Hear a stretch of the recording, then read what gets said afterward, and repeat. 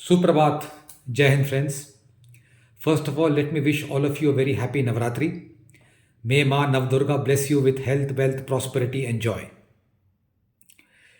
Okay, now I just thought I'll give you a quick rundown of this entire Israeli Hamas conflict in the context of lessons which we as Indians should learn, which we as a nation should learn. My very humble take on this. Firstly, as like always, a disclaimer: these views are mine and mine alone. They are not attributable to anyone else. And whatever information I have gathered for this video, it's all available in open source. Okay, now the first lesson that we can learn as a country is what to do with long standing enmity. See, Pakistan and China are our enemies. Whatever you say, point blank. We may have diplomatic relations with them. We may not have people to people contact with them. We may not have trade relations with them. That varies upon, time and situations involved. But they are our enemies. They are our adversaries. The first thing that we learn from this conflict is don't change the status quo. If a country is your adversary, maintain the status quo. Don't try to reach out to that country and befriend it. No, it is going to backfire. And we must make all out efforts to come out the victor. Simple as that. Where military force needs to be used, we must use it. Where diplomacy needs to be used, we must use it. But we should be the victor. So don't change the status quo of a particular situation if it is adversely affecting you. Try to come out the victor from that situation. To the int failure. Now, everybody has spoken about this, and I'm very happy. I also spoke about this in my last video, and very satisfied to hear a number of former intelligence operatives from various countries, including the CIA, who have, basically substantiated what I was saying, in the sense they have also said the similar thing. That is primarily about the human intelligence failure, the human failure. We give a lot of value to tech, intelligence, and it's very important. Technologically, countries should be savvy, and in the intelligence arena, in the intelligence sphere, we must employ technology, to help us in our efforts to gain intelligence of our adversaries. But at the same time, we should not neglect human intelligence. That is precisely the point which I had listed out in my previous video. And the other point I had said is we should never ever get complacent, in the sense, see, in the intelligence arena, and I myself being an ex-intelligence operative, you should analyze each and every input that you get, because that input may not be valid today. It may be valid to you, or it may be of use to you, say 4 years, 5 years, 10 years down the line. So any input that comes, especially if it is from human intelligence, you must give due value, due credence to it, and you must analyze it. So that is one. Don't neglect the human int aspect, and never ever get complacent of the situation. Always keep analyzing each input and correlate the dots. Okay, the third one is nation as one. You see, look at Israel. Have you ever heard of any Israeli betraying his or her own country? Have you ever heard of any Israeli traitor? Rather, it is the other way around. The Israelis cultivated Egyptian spies, they cultivated, Jordanian sources, Syrian sources, Lebanese sources.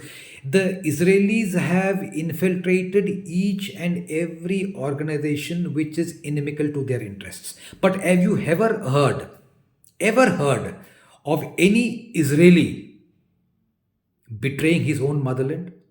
I mean, at least I have not. If you guys have, please post it for my information in the comment column of this video.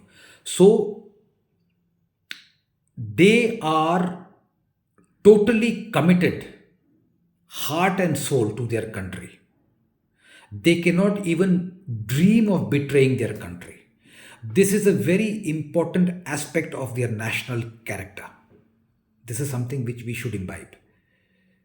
The fourth is, diplomacy, which I'm very sure and I'm very happy to, as an Indian, to note that, the present BJP government is, diplomatically very, very savvy. Diplomatically, they protect our country's interests, and diplomatically, they are very aggressive where there is a need to be aggressive.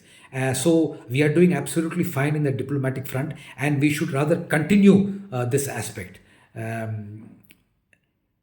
The next point is, see what has happened in Israel. They were attacked. And look at the retribution. The other point to be kept in mind is the retribution should always outweigh the attack. भाई भगवान ना करे यदि हमारे ऊपर हमारे दुश्मनों का यदि हमला हो जाता है, हमारी जवाबी कार्रवाई इतनी मजबूत होनी चाहिए कि दुश्मनों का नामो निशान मिटा दें हम. Your retribution should heavily outweigh the attack upon you. Look at the Israelis. Look how they are pounding Gaza. The Hamas would have, of course, they would have taken this aspect into consideration because there is a very long-standing enmity between these two. But they also may not have visualized such heavy pounding. So, the retribution should always outweigh the attack. And the last point is, why do you think Israel is able to do all this? Because the entire population of Israel, they have one national identity. And what is that? They are a Jewish state. They don't call themselves a democratic state or a secular state or a right-wing state or a left-wing state or whatever state. They just call themselves the Jewish state. That is their one and only identity. That is why whenever there is a crisis, ever since the formation of the Jewish state, whenever there has been a crisis, whether they are on the right side of the aisle or the left side of the aisle or sitting anywhere somewhere in between, all the parties, all the politicians, they all come together. There is a war cabinet that is formed.